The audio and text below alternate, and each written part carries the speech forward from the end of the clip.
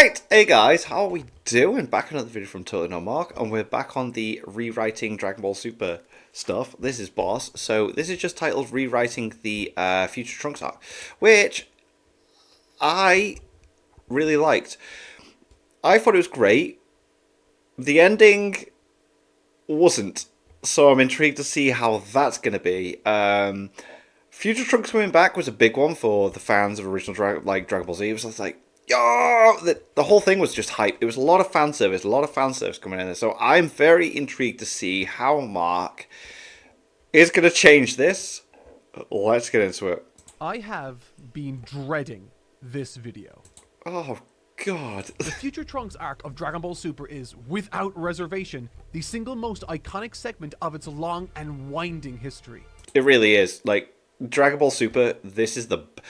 Other than, like, the last bit of the Tournament of Power, or whatever you call it, this is the best bit of Dragon Ball Super. It really is. To this day, I still encounter folks that haven't seen a single second of Dragon Ball Super, but somehow know of or have seen Goku Black. Potent in its simplicity, this evil incarnation of a fan favorite took the world by storm, but the far-reaching appeal and clear upsides this arc possesses are not why I am dreading this particular rewrite. No. It's the fact that while so many people love it, it requires and frankly demands the most comprehensive and detailed changes within this rewrite series. While extremely fun at its best and clearly iconic, on a narrative level, its arc features issues more far-reaching than simple character hiccups or minor pacing hurdles. Those are all easily remedied with little input from myself, thankfully. The real roadblocks of this rewrite can be discovered within the logic, or lack thereof, within the story's mechanics.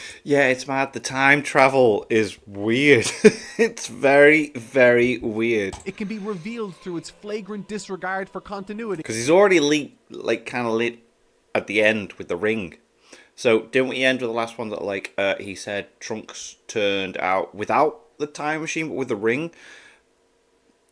I hope I'm right with that. And regretfully, its unforgivably painful finale. Oh, the ending is awful, but before that is just so fun. Today, I ask for your patience as I earnestly attempt to make sense of and untangle a story not even its own creators themselves fully understood. I'm Totally Not Mark, and this is my attempted rewrite of Dragon Ball Super's most conflicting era, the Future Trunks arc. Let's go.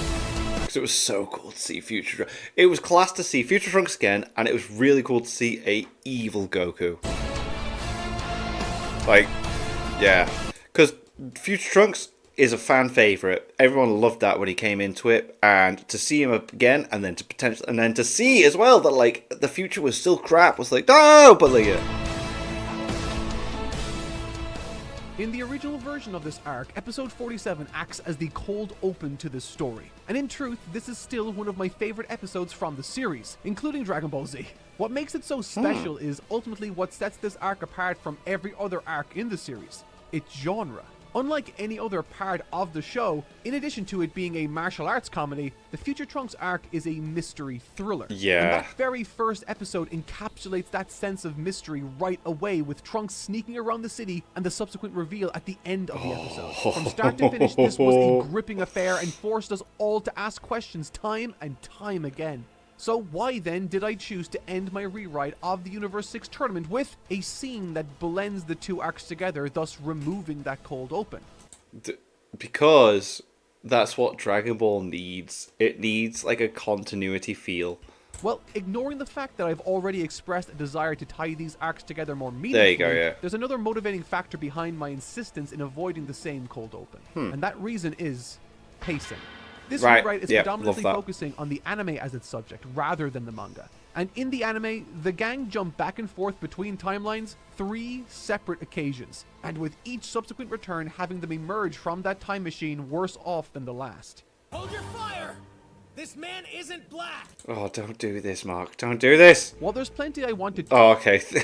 I'm so glad you didn't do further with it. change about this, on some level I can appreciate why they took this route. Returning to the present timeline offered the likes of Vegeta the chance to find greater motivation and interaction with his son outside of battle scenarios. We finally got to see Bulma's development of the time machine progress over time, and we got to see Trunks interact with this timeline's Gohan. Yeah, and there should have been more of that, so I'm hoping that's where we're going with this. At an age that I can imagine strikes to the emotional core of his character. Those scenes certainly have their merit, and while I will be taking this story in a significantly different direction, I think my approach can preserve the sense of mystery and suspense the original had with its own distinct flavor. So, let's jump into the rewrite. Following their successful outing against Universe 6, Beerus and Whis are ready to use the Super Dragon Balls when, just like the anime, Zeno arrives on the scene, revealing that he was captivated by their action. Oh god. Where this version of events deviates, however, comes through how he responds to the tournament itself. He deeply desires to host a tournament of power where every universe can participate, and announces that this event will be held in exactly 1 month from today. He takes the Super Dragon Balls as the prize for the winning universe before explaining what the cost of losing will be. Death through erasure. Suddenly, things have taken a Damn, edit on that. turn for the absolute worst, and more than that, Beerus now knows that thanks to Goku, Zeno will be keeping a closer watch on their universe and specifically planet Earth. This is the moment Bulma's distress signal is received by Whis, and they all move to make it back quickly. Because they are so far away, Bulma asks Kid Trunks to quickly locate Yajirobe's energy and fly towards him in order to pick up some sensu beans for the now downed future Trunks. Let's go, Yajirobe for the win. He explodes off the mark with impressive speed, the camera pans to Trunks' unconscious face, and it's here we now see his side of the story, opening with the years he dealt with the prevention of Majin Buu's Sick. Love that. resurrection. There will be a few changes made to this version of events also, by the way, most notably the fashion through which Kibito's eventual passing serves the story, and Shin's eventual death. Yep, you heard me, Shin dies. During the battle with Dabra, understanding what victory demands, Shin takes off his earrings before handing them to Kibito. He says, "Use these if necessary. Understand? Right now the hope of the universe rests on that young man's shoulders." Ooh, what are you doing here, Mark? This is The intriguing. battle is hard fought. Kibito suffers a mortal blow, but with Shin's leadership and eventual distraction through noble sacrifice, an opening is created for Trunks to deal the deciding blow on Dabra and Babidi, thus preventing the release of Majin Buu, so It's never another happens. hard-fought victory for Trunks to enjoy, absolutely alone, What a until legend. he hears Kibito call out to him. Realizing what Shin's death means for the universe and recognizing Trunks' virtue, with Oh wait, does that mean then that Beerus is dead in his timeline? Yeah, surely, so that still happens. the little life Kibito has Yeah, because that was his plan, when it was like, kill all of them, yeah. left, he passes on what little he can in order to protect the life Trunks has sworn to defend. He summons a case. This case contains the earrings Shin took off and one lone ring. Oh, In a sign of respect for his sacrifice, right, so then that's how he's able to transport back, because in the last one, it didn't end with Trunks in the time machine, he had the ring on. Alright, cool. Trunks places the ring on his hand and returns home, unaware of the potential power it holds. From here, we can skip forward to the events of episode 47, where things play out as one might expect until future Bulma meets her end. Until now, none of us have seen what this black character actually looked like. All that's on Trunks' mind right now, however, is to not let his mother's sacrifice be in vain. He must escape to the past one more time. It's their final hope. As we all know, episode 47 concludes with the now iconic close-up and reveal shot of Goku Black. And while I know this will likely be the most divisive creative choice in the video, I want to take a leaf out of Sparking Zero's playbook and substitute Goku Black for The Gohan Black. Yes, my holy purpose is to make Mark's editors' lives a nightmare. Within the rest of this rewrite, my reasoning will become very apparent for making this decision, but in short, Gohan's character is intrinsically tied to Trunks' story. The history of Trunks is awash with tragedy and regret. Really, really is. Like, he went through so much, which makes him so epic. And more than anything, I think the inclusion of this character in place of Goku Black frees up room and possibilities for an ending that doesn't need to rely on ass-pull power-ups or rug pulls to be impactful. It will be the ending Trunks deserves. Right, okay. So, with that in mind, as we cut back to the main timeline, Goku, Vegeta, Whis, Beerus, and the rest of the gang arrive on the scene. Immediately, Goku So we're not dealing with Goku Black. Right, okay, let's play it. instant transmissions to meet Trunks, who's carrying the sensu beans. However, once he vanishes, Beerus leers at the unconscious Trunks. with Zeno now paying extra close attention to Universe 7. Time travel, we got in the last one, it was like, whoa, is a no-go. Thanks to Goku, what Trunks' presence represents for him in this moment is a severe risk, the likes of which they cannot afford right now. Motioning to Trunks being tended to by Bulma, Beerus dispassionately raises his hand. Whoa. It's the Hakai. He takes no pleasure in making this choice, but he's responsible for the future of this universe, and Zeno is unfathomably dangerous. Jesus. And as his mouth begins to shape the start of that destructive phrase, resolute and unflinching, Vegeta moves in front of Beerus. Oh my god, that's so sick. I'd love to see all this.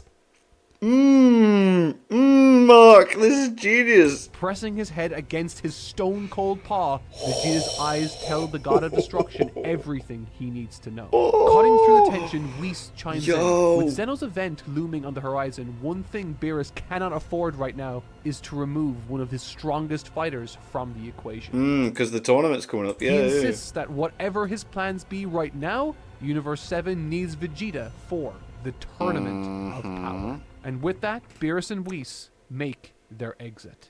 And this is where it comes in. Make it all tie in, and you can have moments make sense. Yo, Mark's... Whoa, the power of hindsight. Or at least we think they do, but in truth they are just keeping an eye on the events playing out from afar. They Yeah, are of course they interested are. in what Trunks has to say and the events surrounding him. Yeah, of course, they're not just going to go, it's fine. They're going to watch through the poll that we says. As Bulma breathes a sigh of relief, Vegeta remarks, "Where's the time machine?"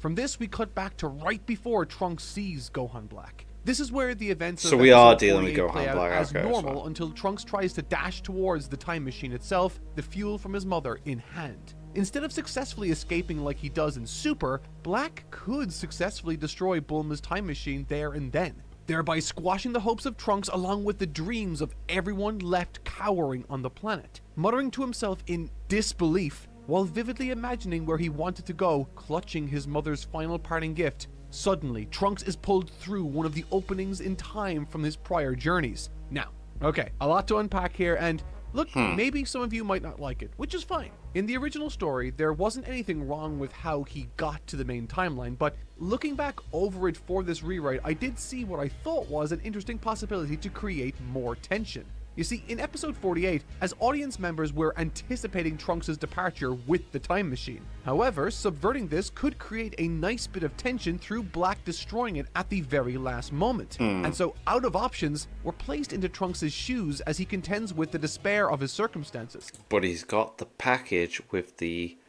ring and the earrings. With the tool Trunks rose to prominence with now removed from the equation entirely, we're forced to ask ourselves, how the hell is he going to get out of this? This also opens up the opportunity for Trunks, instead of Black, to introduce the utility of the time rings themselves. It was for this reason I initially left tears from previous time travel events slowly regenerating around Earth that both Whis and Beerus noticed. This is playing with the method Black manages to follow Trunks to the main timeline, all the while including Trunks in the mix, which to me is important because it allows me to make one or two significant changes to the end of Dragon Ball Super Episode 50. Right. Changes that I think could potentially make the situation more interesting. But how? Well, with Kid Trunks arriving on the scene with the sensu beans he's retrieved, he gives the two lone beans to Gohan, whose arm is still ravaged from his fight with Frost. Once mended, Gohan makes his way to Trunks, using the final bean to resuscitate him. As Trunks awakens, with the visual of an adult Gohan looming above, Trunks lashes out both in shock and fear. From here, he can Right, okay. So I'm well out of this. Like, I don't play the video games. This is interesting. So Sparking Zero has a what if. So he's using the what if. Oh, mate. And then he wakes up and he's like, what the fuck? Instead of Goku. explain what that's- happened, which impresses the severity of the situation onto everyone. But, okay, that's not what people remember episode 50 for. No. It's Goku versus Black. Yeah. And rightfully so. It is an awesome fight, and I love the atmosphere of it all. It was really cool. And it was like the... I'll stop. But I think instead of having another Goku fight here, I could give Gohan a chance to stand against his doppelganger. This could, of course, offer plenty of opportunity for unique character. Because he said he wanted Gohan to have more involvement. So this definitely does. This definitely does it. Interactions between Black and Gohan, where Black could show that he seems to possess a clear understanding of what gets under Gohan's skin, taunting him, jeering him, and in the process gaining the upper hand. Instead of a dominant performance from Goku over Black, I'd like Black to gain the upper hand over Gohan, only for Gohan to then step in. And it's here I want something to happen to Trunks. You see, in episode 50, once Goku starts to gain the upper hand over Black, he was bailed out suddenly he just- by a the perfectly time timed just went, portal nope. dragging him back to the past. Gotta go However, back. because Trunks entered before Black with the time ring in this rewrite, it's Trunks who's dragged back against his will through the rip in time he came from. Taking this opportunity, Black eyes up Trunks' ring and makes a calculated retreat alongside the desperate Saiyan to their timeline. Spat out into the cluttered ruins of Capsule Corp, now back in the future timeline, Black emerges from behind a crumbling wall, grabs Trunks by the hand and says, No escapatoria. Trahidi Banya. destroying the ring around his finger. Confused and visibly shocked, memories both distant and recent race through Trunks' mind. Visions of his mother dying before his eyes begin to flash. Haunting thoughts of how he found his former master lying motionless color the screen before returning to Black staring down at him with the sadistic smile he's famous for, when suddenly, the world is enveloped in a blinding flash of light. It's Gohan. It's at this moment we realize that in addition to Black making his exit with Trunks, Gohan too gave chase. In the original, because Black was the only one being forced to exit, there wasn't the same motivation. Everyone just looked on with a dumbfounded expression as the bad guy was taken away. But this is Trunks we're talking about. Perhaps someone, maybe Gohan, could make an emotional split-second decision out of consideration and care for his friends, choosing to intervene. It's not like Gohan hasn't done that in the past. Now, I know that this might not be for everyone, but I think it can offer an interesting chessboard for the story to play out on. Fracturing the group in a way that keeps tensions high, grants profound urgency and motivation to those left behind in the past, all the while acting as an elegant means of stopping the time-hopping back-and-forth business I complained about earlier. Oh, and my personal favorite, it reunites two exceptionally interesting characters, Gohan and Trunks, that can now go on a tense but thematically exciting journey of survival together. One that's in line with Gohan's character and his journey within the story, all the while offering Trunks a spiritual and thematic second chance to make right the events that have haunted him his entire adult life. Okay, whew. Goddamn, I am only after discussing my vision for the beginning of this, and how much time has passed? Hey, I'm on board. This is great. Okay, already this is by far the most challenging writing exercise out of the few I've attempted, but with that said, there is still one hurdle standing between me and the finish line of this video, and as it happens, it is an area that does have a certain level of objectivity to it. I need to, somehow, use the established mechanic of time travel in Dragon Ball to place the chess pieces where I need them for the ending. God damn. While trying to Because time travel in Dragon Ball is not very easy to understand. make sense within the logic of the series, while, I must emphasize, trying to make sense within the logic of the series. You have no idea how hard that is. Sorry in advance for the next section of the video. Trying to solve the impossible problem. To risk making a long video even longer and more confusing, I'll try I love Final Fantasy X. It's one of my all-time favorite games. to express one of the reasons the future Trunks arc didn't make sense or add up to me, right? In episode 48, when Trunks escaped back to the past, he created another alternate timeline. One where he arrives and one where he doesn't. This is just how time travel works and has worked since Dragon Ball Z. Because Trunks traveled back to the past, Black then followed and ultimately fought Goku in episode 50. This is important because it gave everyone, including Beerus and Whis, the chance to sense his energy. Later, Goku fights Zamasu in person. This is supposedly the event that creates Black. Because Zamasu's psychological state was already compromised, being bested by Goku tipped him over the edge, ultimately leading him to desire Goku's body, not in that way, to enact his grand plan. This is relevant because Black necessarily cannot exist without these scenarios playing out. Now, as confusing as that might be, the problem here isn't Black creating himself, or at least not exactly. The problem is that the timeline that Black is from is one in which he met Goku due to him being investigated. Yeah. Not before, not after, due specifically to him being investigated. Yeah, and he was like, wait, I don't like this. And this is an issue because in the timeline Zamasu is investigated, it has to lead to this. Where he gets Hakai'd, Alright, so yeah. the current main issue is the Zamasu from the main timeline that Beerus ultimately Hakai's somehow has to play a role in this story. And so, in short, there is no reality I can think of where he can both be discovered, killed, survive, and also be the Zamasu we see that travels to the future Trunks timeline. That is also the reason Goku Black is who he is. And Yeah, so what does he do? okay, whatever. So, here's my solution. While Bulma reveals she kept Cell's old time machine from long ago, let's rewind the clocks back one more time. No time travel this time, I promise. And Okay. let's make it so that Gowasu, being a big GodTube fan, was following along with the events of the Universe 6 tournament. Inspired by the honesty of Gohan, the valor of Vegeta, and the poise of Son Goku, Gowasu cites all of them as examples of humanity's merit to Zamasu, who seems to be slipping down a morally dubious path of late. Right.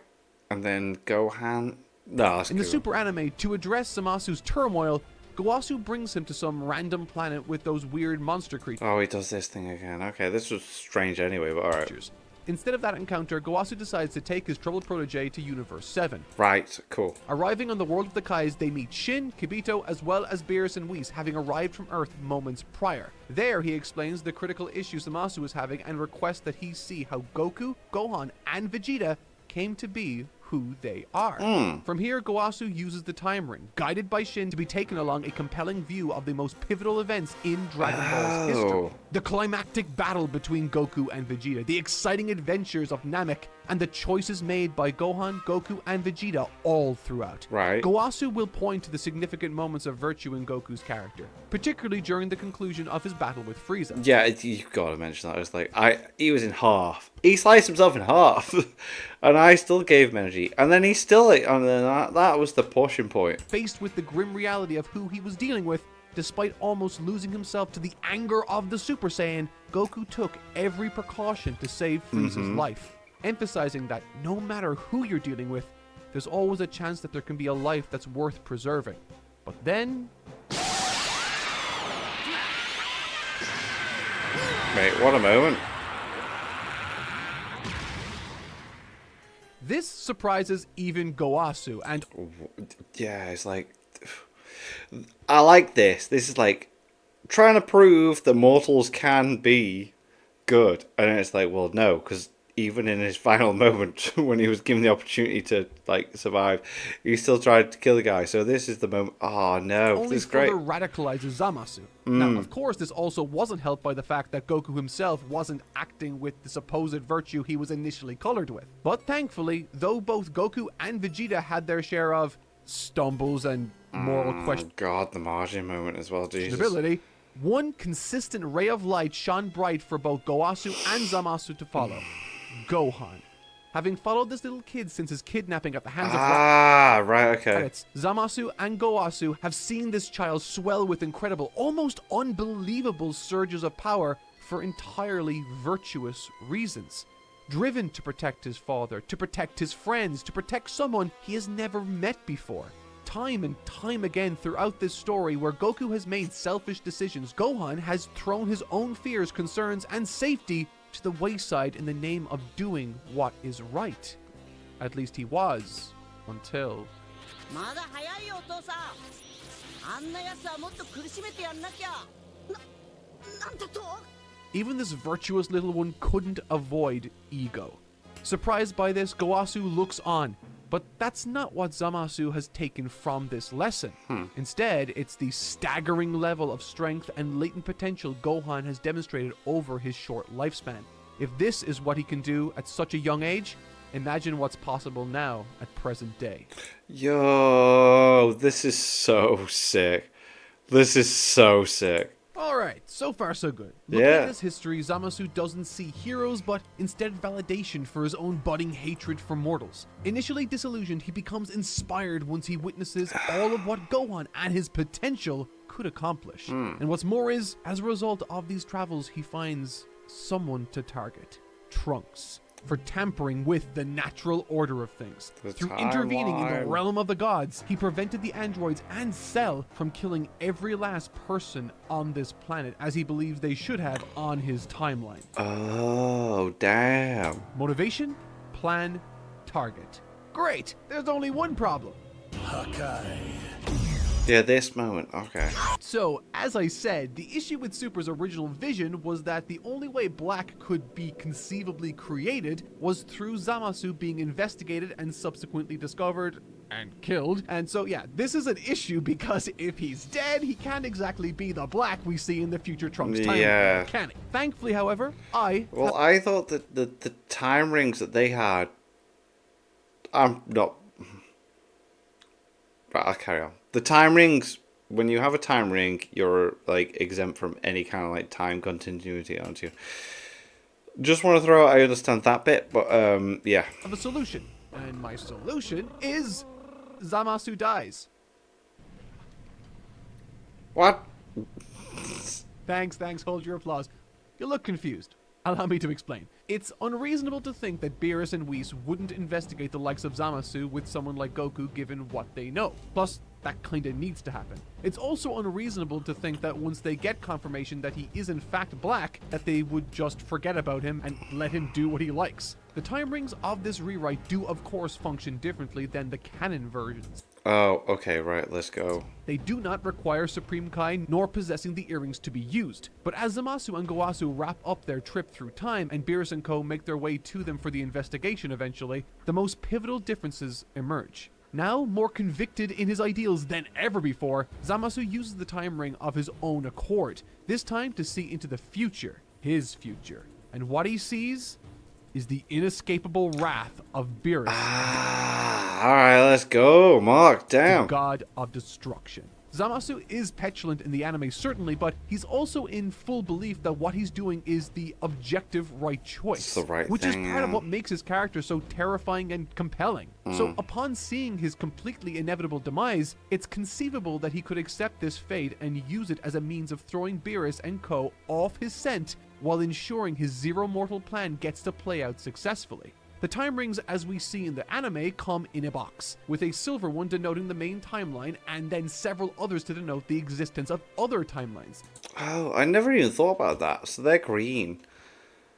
That could have been something that could... Oh, they really did, like, just, like, have so much stuff they could have done, and they just didn't. But anyway. One of those, of course, is the timeline future Trunks comes from, with its Z-Fighters comparatively ravaged by the androids. And so, with the little time he has left, Zamasu steals that corresponding time ring and travels to that reality himself, meeting up with a future Zamasu. From there, he is able to take future Zamasu on the same journey he went on, instilling within him 3 important beliefs. Number 1, all mortals must be quelled. Right, so the zero mortal plan, right. Number 2, Beerus, as well as the Z-Fighters, are the greatest threat that could possibly stand in his way, and they are all already dead here. And finally, number 3, if he is to carry out this plan upon the rest of his universe, he is going to require the most capable, potential-laden body possible. And of course, the body that future Zamasu seeks through means of the Namekian Dragon Balls Gohan. is none other than... Though our original Zamasu eventually returns to his timeline I love this. and meets his inevitable fate at the hands of Beerus, the dominoes he set are already falling. Future Zamasu revives Gohan and subsequently wishes to steal his body. Also, I was going to say, I noticed this clip instantly. I was like, whoa, he's wearing black. That's from the Team 4-Star Dragon Ball Heroes thing. From there, he sets out to begin his zero mortal plan, starting with perhaps the only planet that could possibly stand in his way, future Trunks' Earth. Whew, Christ, okay, there we go. Wow. Now we've utilized a timeline which Trunks is involved in to provide a villain who inhabits the very body of Trunks' lifelong mentor, one who is being motivated by the mistakes and actions Trunks took as a teenager. Thematically, this Gohan Black is holding future Trunks accountable for the mistakes he made in his past. Trunks already blames himself for Gohan's death. Now he has to be held responsible for this evil reincarnation of his mentor. If yeah, nothing that's else, a this lot. offers plenty of opportunity for some compelling The thing is with this, Goku's not having a lot of involvement, and that's the only complaint I have. Because I don't mind it, but I feel like the way Dragon Ball goes, Goku has to be the main character, and this is not doing that. But this is, I'm just throwing that out there. This is fine. I'm enjoying this. and emotional character writing. Goku's But had that's hardly enough thinking for this anything week. to do with It's this. story time now. And thankfully, it's a pretty straight shot from here to the climax. Because of the way I've set up the chessboard now, we can actually proceed relatively faithful to the original story. Yep. Right, so it's Goku coming in because he has to. The word relatively is doing a lot of heavy lifting, but I hope you appreciate my effort. When we last left off, Gohan and Trunks had been battling for survival in Trunks' timeline. Now stuck in this world, there's a natural opportunity for Trunks to introduce Gohan to... Like, Goku's literally not been in all this, so that is weird. What am I trying to say? I'm perfectly fine with this. This sounds amazing, but like it just would never happen because Goku is not the main character, hence the Goku Black thing. But anyway, this is boss. the communities he protects during moments of reprieve. An aspect of Gohan's character that I'd like to explore is the specific dynamic of Gohan's isolation. Having gone back to training following the events of Resurrection F, raw strength is not a variable Gohan most lacks here anymore. It's the support of his friends and family. Gohan And his dad, well, family Goku. surged in power and even saved the day a few times in the past, but up until now, it was always with his father and his friends at his back. All of them there to not only aid him, but often bail him out when he falls short. And fall short he has sort of been known to do. But now, none of that remains. He is isolated in this foreign, hostile timeline with only Trunks at his side. There is no father to bail him out, no Vegeta to burst in and deal with that threat. Only the might and wit of himself and his future companion. As such, when the two finally do encounter Black once again for a showdown, the level of underconfidence and confliction in their plans lead to the two of them being beaten down rather handily by Black himself. A fate that... Oh, wait, I'm trying to think now, just before... In the box was the time ring and 2 earrings. Are we going to have this? I feel like this is where it's going to go. I just want to throw it in there now because, like, I'm terrible at this. I feel like what he wants is future Trunks and older Gohan to fuse with the earrings that were in the box that he had, as well as the ring. Throw it out there, that'd be freaking cool, but let's go. may very well have been avoided had Gohan and Trunks been truly ready for this fight. And so, moments before being killed, Goku and Vegeta emerge from the time machine to make the save. This is where the events of the anime start to match up once again. Okay. We can get that awesome Vegeta versus Black battle we love from the anime, and we can also get an immortal Zamasu. That's right, this one has an immortal Zamasu also. Gohan Black, as we find out, took the very same mission-spreading initiative the original Zamasu took, and traveled to an alternate timeline to recruit a potential ally. The Zamasu of the unseen timeline in which Cell originated. And so, once recruited, though he lacked another Gohan body to steal, wishing was very much still on the table. For this Zamasu to have an immortal body was a no-brainer, thus ensuring the will of this plan was quite literally incapable of dying out now. So now we have Gohan Black and Zamasu, the immortal variety, which brings me to the content of episode 57 of Dragon Ball Super, which was amazing, and so this sequence can now be facilitated in this reality also. It's a nice team-up oriented battle that results in some of the best animation the arc enjoyed. But ultimately, and again just like the anime, while Goku and Vegeta's initial arrival offered plenty of hope against Black, once the immortal Zamasu joined the fray, it became too much. They need to escape or they're going to die. Thankfully, neither Black nor Zamasu know where the time machine they arrived in is, and so only one option remained. Making a split-second decision, Gohan once again calls upon the Solar Flare to blind both of these evil deities. Making haste, they all fly as fast as they possibly can towards their time machine. Firing it up and seconds away from flying off, Black and Zamasu can be seen closing in fast. It's clear they aren't going to be able to make it out of here alive. And so, instead of getting inside, Gohan slams the door shut, with Goku, Vegeta, and Trunks looking on from the inside. He shouts, "I'll buy you guys some time, now get out of here!" As Trunks looks on, all he can see is history repeating itself before vanishing back to the safety of the past. Damn. There, the gang regroup, heal up, and as they wait for Bulma to produce more fuel for the time machine, they spend time preparing for their counterattack. This time, they are winning, and Gohan, he's going to be coming back with them. Though Goku and Vegeta take to training against each other, continuing to hone their skills and God Ki, Trunks is left without anyone to train with. His father is occupied, and Gohan is locked away in a different timeline. Worse still, he knows that even if Goku and Vegeta do get stronger, it will only be a couple of days worth. Can a few days of training grant them the victory they need? Maybe. that they just lost a 4 versus 2 battle, and knowing that when Yeah, they like do they return, are it strong. may very well be a 3 versus 2. As Trunks paces around for some sort of solution, Piccolo takes note and approaches him. He too desires to help, as the fate of his much beloved Gohan hangs in the balance. Oh yeah, of course. Jesus Christ, Piccolo, Gohan. Let's go. Oh, frig, yeah. Though unseen to the viewer, There ain't no way he ain't gonna get involved. the two pairs train. 2 days pass, and the time machine is once again fueled up to make the trip. The three Go on, Piccolo, save your, like, unbiological son. Let's go. Saiyans board it and take off for what they hope will be their final trip. To stop both Zamasu and save Gohan, if he is still alive. On arrival, their fears quickly appear to become reality.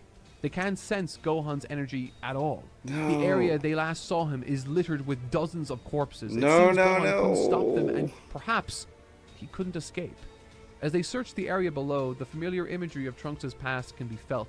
Unwilling to give up, they continue to search through the area until eventually they uncover the lifeless body of Son Gohan from underneath a collapsed wall. No, so he is dead. No, no, no. He's still breathing, but Oh, okay. only barely. Trunks feeds him the only sense of being they have left, and with that brings him back from the brink of death. Once he's back up, Gohan recounts his experiences from the last 2 days. As it happens, it looked very similar to Trunks' time surviving against the androids, before Right. his mother first developed that time Yo. machine. The two hunted him down, with Gohan only barely Yeah, because he's stronger than the past version, isn't he? And I watched Power Scale and stuff, and it's like, if you were to throw past Gohan into future version, yeah, managing to sound. escape death by the skin of his teeth. He's each gonna and be able every to look time. after himself. Each fight, by force, drilled Gohan's strength and fighting instinct back into him, but also served to do the same for Black. Gohan may be alive now and even stronger than when they left, but so too is Black. And so the stage is set. The two duos are fully healed, trained, and ready for a final fight. Let's go. Much like the beginning of their fight against Kid Buu, they all raise their ki collectively, acting as an unmissable flare to attract Black and Zamasu. The fight then commences, and thanks to the additional training all 4 Saiyans went through in the last 2 days, the fight is actually going their way. Goku and Vegeta leverage Yo, this is so cool. their honed God Ki to go on the offensive, as the newly convicted Gohan and Trunks launch a similar style of attack on Zamasu. Just as you'd expect, there are team-ups, father-son Gallic guns, father-son Kamehamehas, and all sorts of switching around and teaming up that is Right. just so fun to watch. With Black and Zamasu now recognizing that they are facing enemies far more formidable than they last encountered, they conclude that they must now fuse. And so, Oh my god. Zamasu is Whoa. born. And with this birth, so too do the tides immediately shift. What was initially a slow fight of attrition that seemed to be tilting in their favor has now turned into a downright onslaught. Out of options and almost out of energy completely, Goku takes the opportunity to instant transmission away for a moment of reprieve to discuss potential options. And it's here Trunks explains what he has: 2 Potara earrings, gifted From the box. to him by Shin and Kibito because they saw nothing but hope and virtue in him. Goku and Vegeta's eyes widen. Oh, so they're gonna. Oh, don't make it a Goku Vegeta This is fusion. how we're going to win, they think. And with that, Vegito Blue is born. Oh, boo. Like, I thought there was gonna be something interesting with, like, oh. House of Brozo. As you'd expect, I mean, fine, whatever. the battle Whatever. plays out much like the anime. Vegito Blue is much stronger than Fuse Zamasu and manages to pummel him down to a mere fraction of his previous strength. Now weakened and deformed, Zamasu's fate seems grim when suddenly the Potara fusion runs out of time and they split. Out of trump cards, and with Zamasu completely and utterly enraged, we enter the climax. Despite the hours I've put into this story to restructure and solidify the logistics of its inner workings, I know for a fact that there are people who love this story who won't care at all. Simply because people don't really remember what you said, they remember how you made them feel. And the Goku Black arc was a thrilling, suspenseful, and exciting weekly mystery for us all to tune in and enjoy. No amount of attempted logic or restructuring can replace that. But if there's one But here's the one. So it's like, how do we end this better? It was freaking cool, but the ending was terrible. aspect of this arc that even the most diehards are critical of, it's the finale. My hope is that this version I've produced does not repeat those same mistakes. Oh, Mark, I am ready for this. Now out of time, with their fathers drained from the fight, it is now up to the two young Saiyans to master their own fate and finish this fight. Their fight. The disparity between Gohan and Trunks' strength is much larger than before, but Trunks has a plan. A last-ditch Hail Mary strategy that can maybe, just maybe, keep the both of them alive. From here, we cut to Fusamazu's perspective, where out of nowhere, in a huge eruption of energy, Gohan surges towards him with his entire soul and might. Pouring everything he can into this final flurry, Gohan's raw energy burns like Let's a supernova, go! utilizing every single bit of strength, potential, and honed skill he has to put up a legitimate fight against this weakened Zamasu, if only for a second. It is an effort that is highly formidable, but once Zamasu realizes Gohan cannot keep it up, then things start to look bad. Oh, God damn, this is so epic. I love this. Trunks is nowhere to be found. It's as if Gohan just decided to go at it alone again. As Gohan quickly begins to fatigue, the fight shifts in Zamasu's favor, until eventually, the only thing Gohan can do is charge one final Kamehameha. Kamehameha. Oh. And when Zamasu sees this stance, he recognizes this stance. He's seen how this goes in his time-traveling journeys. And utterly confident in his superior strength, responds in kind as he begins to charge his own super Kamehameha. What an idiot. The clash to decide the fate of the universe is about to take place when suddenly, right as both blasts are prepared to fire, Gohan's aura fades, and the light from his palms gives way to a scream bellowing the words from afar, Mafuba! Through Piccolo's tutelage, Trunks with his hands in the air engulfs this tyrannical god, twisting him in the air just long enough for Gohan to quickly retrieve their prepared vessel and ensure Trunks cannot possibly miss his target, no matter how little practice he's had with this technique. With the skills and efforts of both Saiyans now joined, Zamasu was successfully sealed into this vessel, and now Trunks himself can say that he's finally been able to save his beloved mentor from a gruesome death. Damn. For Gohan too, he finally managed to regain much of his fighting spirit and took on the greatest threat the universe had ever seen, without his father needing to push him that last mile. God damn. And so finally, now free of fear, guilt, Whoa. This was sick. Like, I love how, like,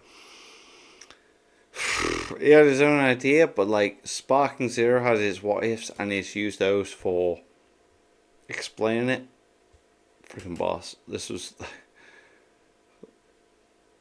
really cool. and regret, both Trunks, Mai, and the rest of the survivors on Earth can now start to rebuild anew from the ashes. For Goku, Gohan, and Vegeta, they now are more complete versions of themselves, which is convenient because what awaits them is the tournament of power. During this video, I spoke a lot about how challenging this script was to conceptualize and write. And boy, was it exceptionally challenging. So much so, I found myself pacing back and forth in my room late at night, drawing diagrams to try to make sense of and to test for other possible solutions. But by far the aspect I've recently struggled with the most, to an unhealthy degree, I must confess, has been my inability to meet my own expectations. This isn't perfectionism talking, by the way. In fact, you could probably say it's the opposite. I try not to make a habit of saying this too often, but whatever someone might say in a negative light about me as a person or the work that I put out, it never comes close to the way I feel about myself. Whenever I release a video and folks don't like it, that validates my own feeling about my own work. Whenever a video does do well, then I think I just got lucky. It's irrational, but I've always been that way. But regardless of whatever you might think of this video, regardless of what even I... Hey, it's been a boss video. It's been freaking sick. Mark, you are a really, like, individual, like, creator. You... How do I say this? Like, whenever you make videos, it's never what... When I watch a video, it's different next time. Like, every individual you make is like its own video. It's never the same. And I thank you for that. Like, I like doing reaction videos, and I don't know how to put it, but like, you're good at it. You're good at what you do, and I've reacted to like nearly every single video you've released, and every single one stands out. think of it. I hope that some of you were able to have some fun with this, and that you saw a I video love not it. made of malice or ego, but one of genuine, earnest effort. I'm always going to try to be better. Happy Christmas, everyone, and thank you so much for watching. I'll see you next week. Mark, you are a legend. Absolute legend. That was really interesting because he said it was like 3. It's like, so we're just gonna jump into the bam. But like that was cool. I did appreciate that. He was like, this is really difficult to change stuff. But yeah, using Gohan as the alternative version was cool. I like that. I really enjoyed that. That was class. And thanks for watching. Click like and subscribe. Pixel Party Pals! Pixel Party Pals!